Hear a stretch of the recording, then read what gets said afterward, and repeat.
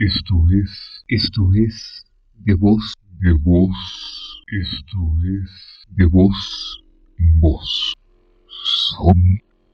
Sobre de voz en voz. Esto es de voz en voz. Y que tu voz resuene. ¿Qué tal? Gracias por acompañarnos a De Voz en Voz, el espacio de política en 18 donde platicamos con jóvenes y no tan jóvenes de todas las latitudes.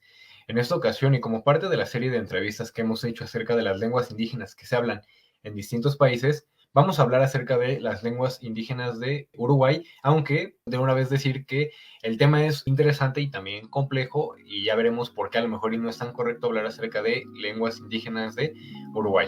Pero bueno, para hablar acerca de este tema nos encontramos con el docente Marcos Leal.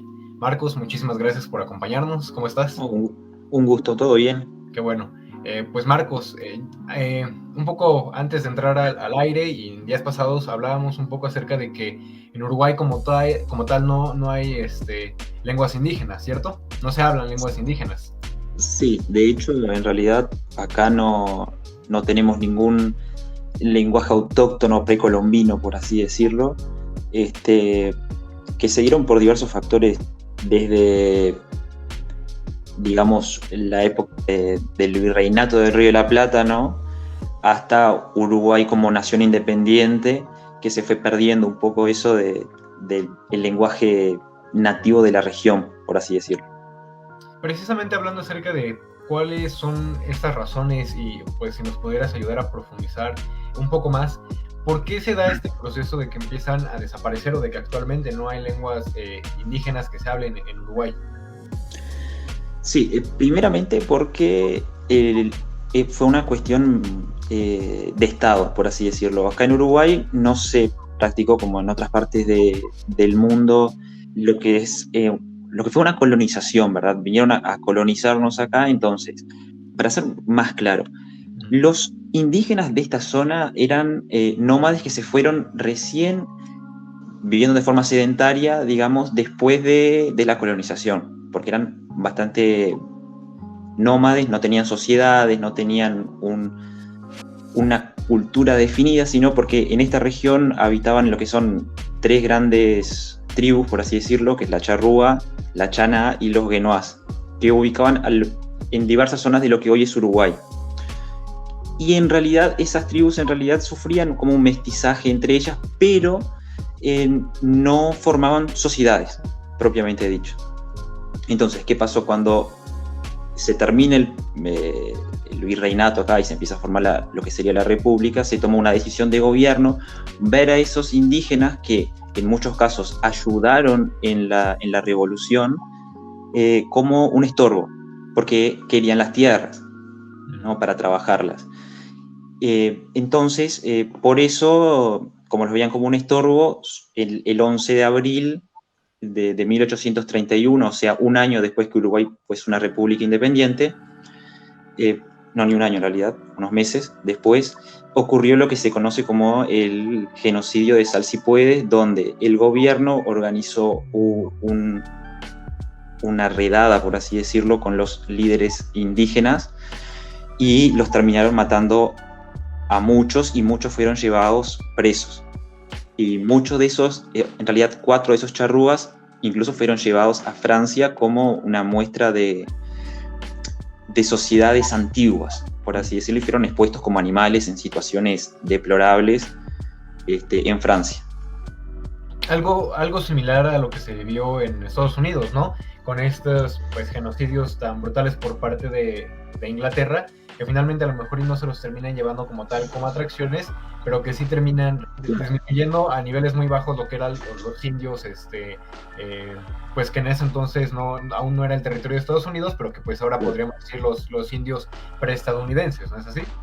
Pero la diferencia, me parece, principal con Estados Unidos en realidad es que allá, bueno, los separaron, tienen esas reservas indígenas hasta hoy en día, ¿no? En Estados Unidos, y acá no, acá ellos, bueno, los que se integraron, los que son conocidos como criollos, ¿no? Ya sean mestizos, que eran indígenas y se juntaron con españoles o europeos en realidad, hubo ese mestizaje y los que no se integraron a la sociedad siguieron viviendo con sus normas y sus leyes de su propia idiosincrasia, ideología, no sé cómo decirlo, pero no se llegaron a integrar, y esos eran el problema. Porque si bien en la época de la Revolución es muy conocida la historia de que acá Artigas luchaba con indios, mestizos, todo, porque él era como un nexo entre las dos sociedades. Después que tenemos el país independiente como tal, ellos dejaron de ser útiles para cuidar la frontera, cuidar los lugares que estaban ubicando en las afueras de Uruguay, ¿no? Porque Uruguay es muy concentrado en la parte de Montevideo, la capital, esa era la parte más desarrollada, el resto era todo campaña, campo, y los que se encargaban de cuidar eso eran también los charrúas, quenoas y todo eso, junto con algún otro soldado. Después que dejaron de tener esa utilidad, por así decirlo, los vieron como algo peligroso para la República porque impedía el progreso. Por eso no hubo los que no se juntaron a la sociedad, lo vieron como algo malo y ya los intentaron deshacerse de ellos, por así decirlo. Y tanto es que nosotros acá, hoy en día, si bien se dice que la mayoría de los uruguayos tenemos un poquito de sangre indígena, no se ve en los rasgos de la sociedad, ven más rasgos europeos, por así decirlo, ¿no? O africanos, más que propiamente de los indígenas que habitaban acá.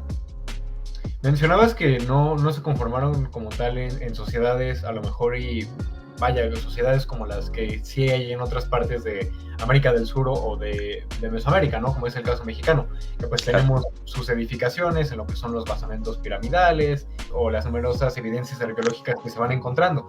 Entonces, en el caso de Uruguay no es así, no hay como tal estas edificaciones, pero me imagino que sí hay restos de cosas arqueológicas que permiten identificar, a lo mejor, y un poco, conocer un poco acerca de estas sociedades. ¿O de plano no es el caso? No, porque era una sociedad que, bueno,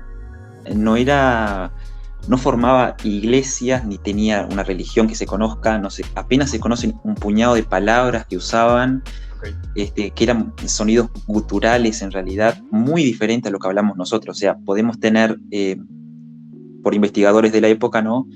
Que anotaban, pero no sería igual a lo que nosotros hablamos hoy en día, las palabras esas, tenemos anotadito y todo, y no se usa para nada eso, no, nada. Y no sabemos si es porque justamente fue algo a propósito, ¿no? Por un tema de querer borrar toda esa parte de la historia, para empezar una sociedad nueva, por así decirlo, evolucionada, o simplemente era una sociedad tan primitiva que no tenía eso. Que también está bien. Sí, se me hace muy, muy curioso porque hemos hecho estas entrevistas con...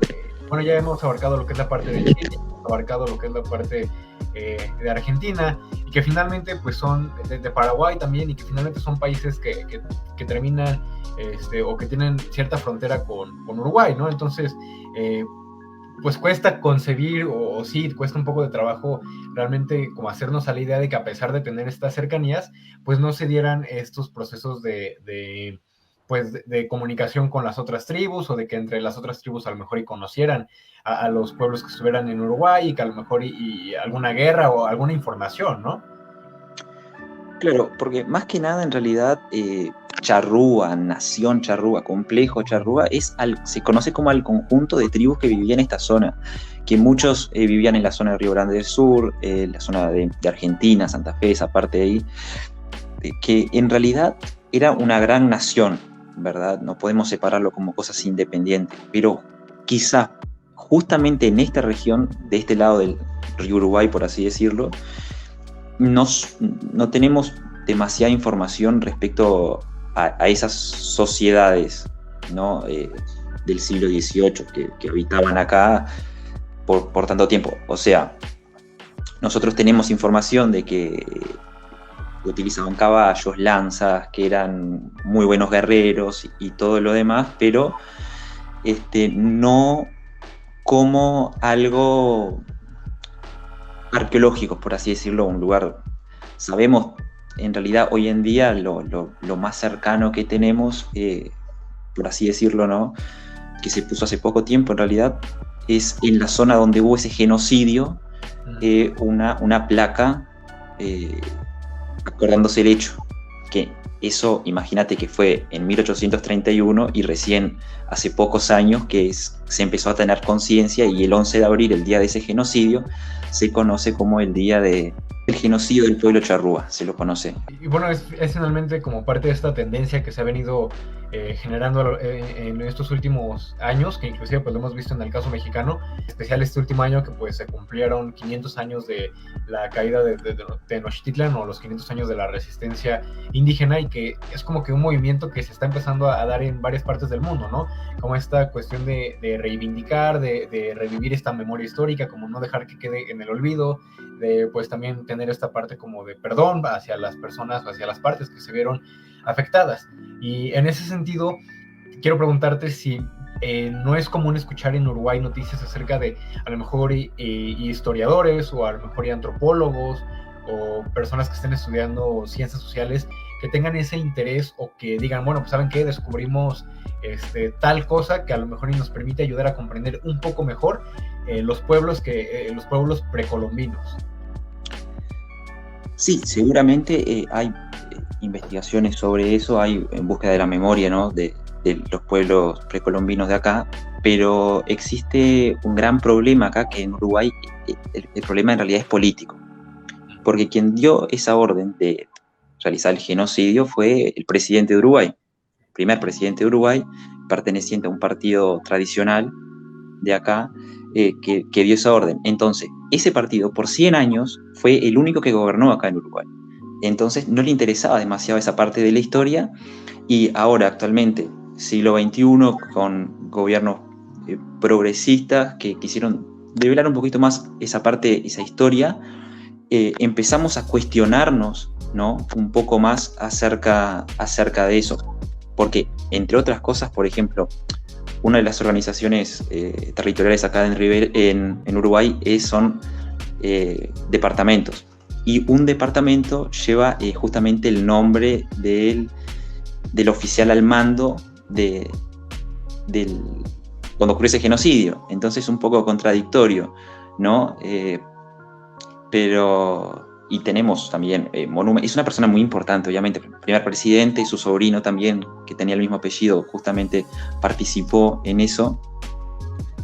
Tenemos el problema, me parece que es político acá, que no se investigó antes, no se encontraron cosas antes, y quizá de cosas que ni nos enteramos, justamente porque no se quería, se buscaba olvidar eso.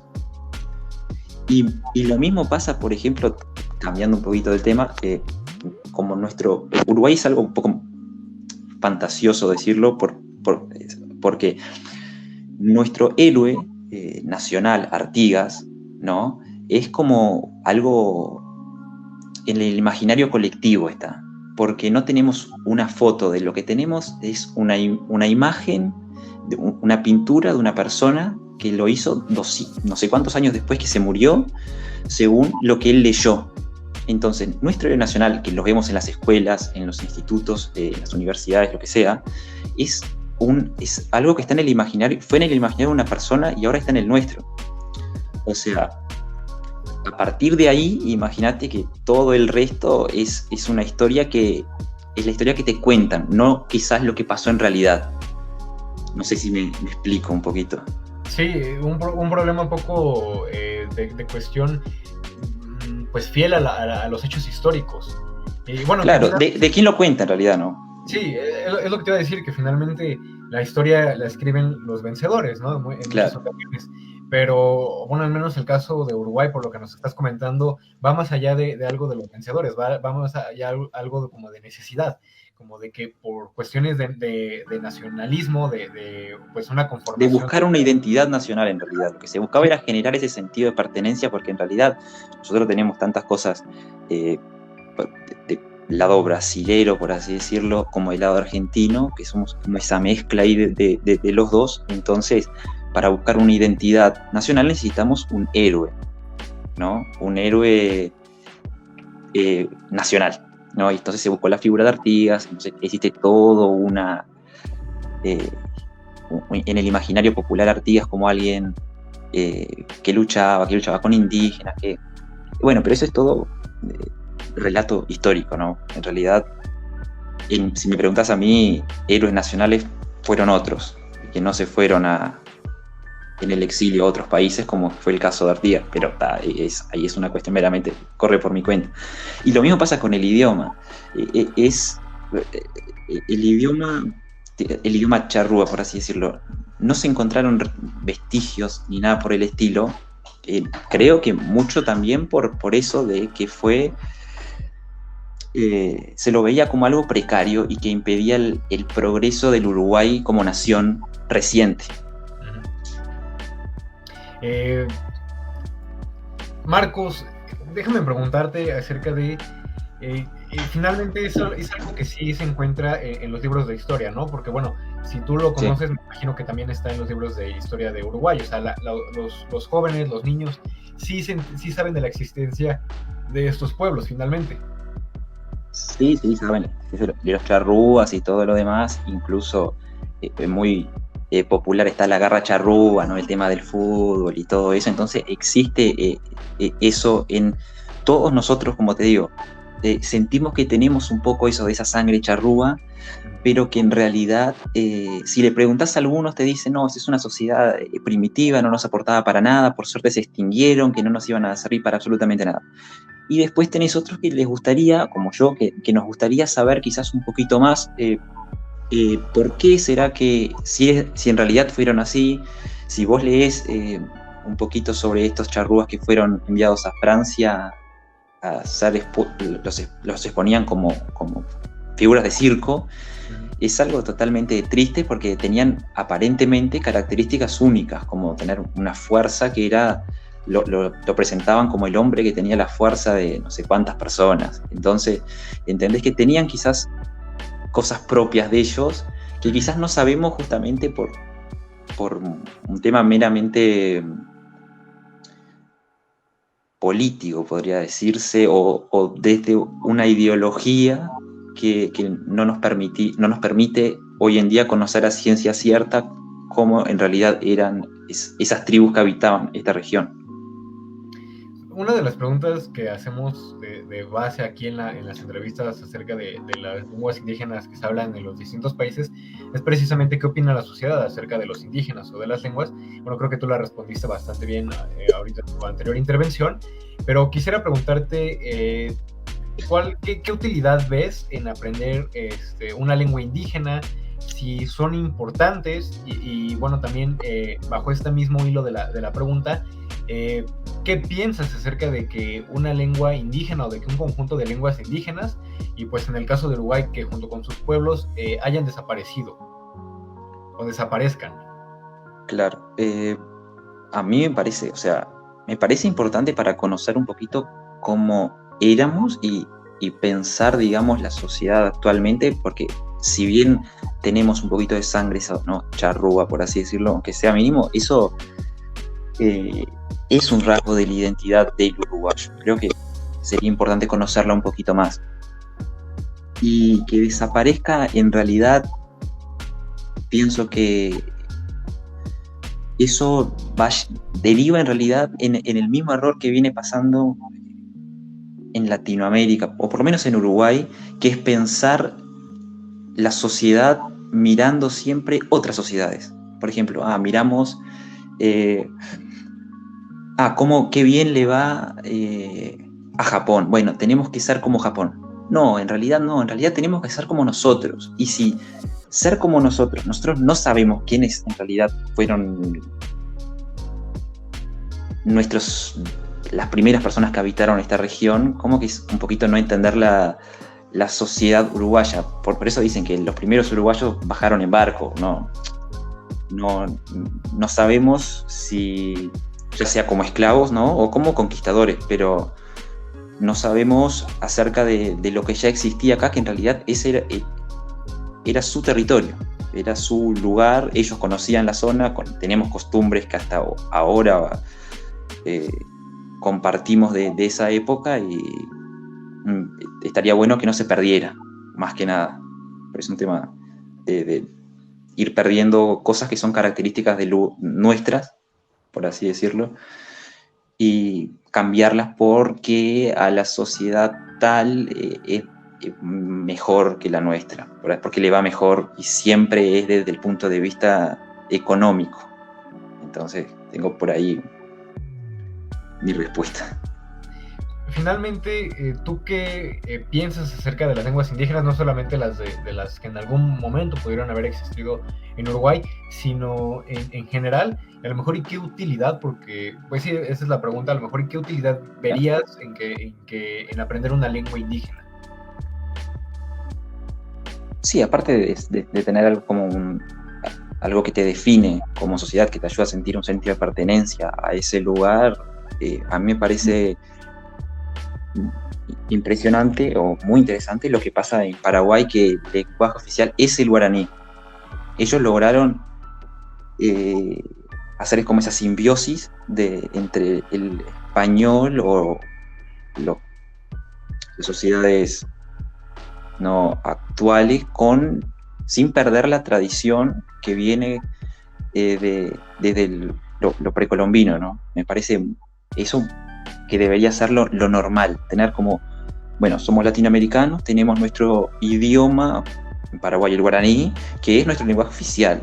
Después el español también es oficial, pero el nuestro es el guaraní. Me parecería genial que en toda Latinoamérica podamos hacer eso, pero como te digo, un proceso de colonización de 300 años, 200, en realidad 200 años, hicieron cambios en la sociedad por estos lados, ¿no?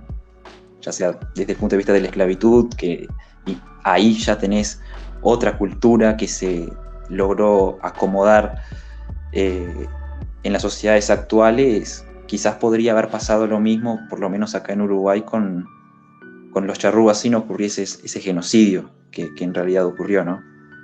Me parece, sería interesante.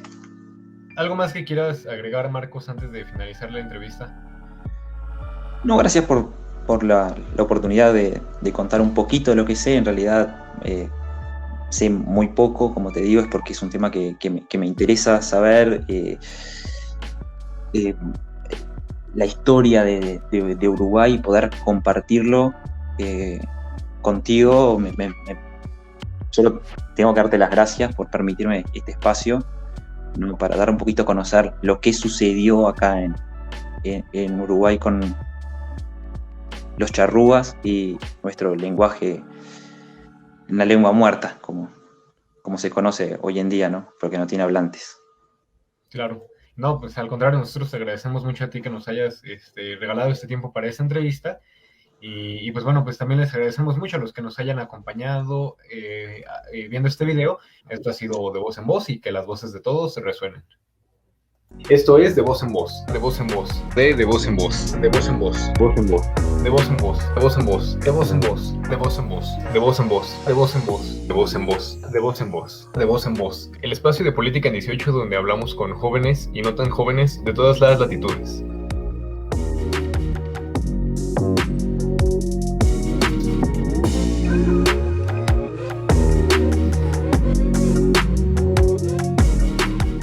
Y que las voces de todos resuenen.